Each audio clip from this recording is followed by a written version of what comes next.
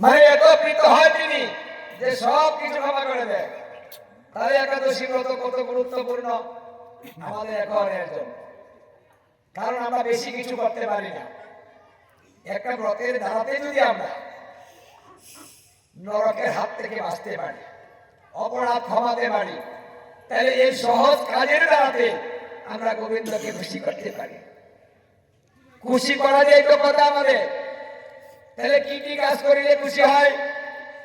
এই কাজ করিলে তিনি খুশি হয়।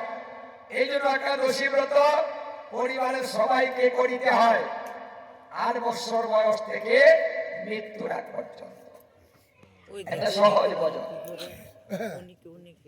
আর গলায় তুলসীর মালা ধারণ, এই কথাটাও যমরাজ বলেছিলেন,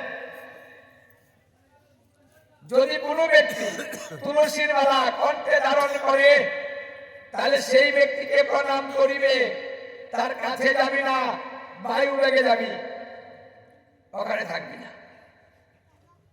কারণ তুলসীকে স্পর্শ করার ক্ষমতা আমারও নেই, তোদের নেই।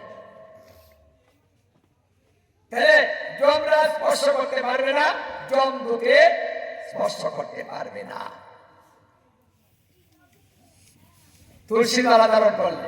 আর এই কথাটাকে বলেছেন, এই ভোটটাকে দিয়েছেন, এই ভোটটা দিয়েছেন স্বয়ং নারায়ণ, তুলসীকে দিয়েছিলেন। যে হে তুলসী, তুমি যুগে যুগে আমাকে তপস্যা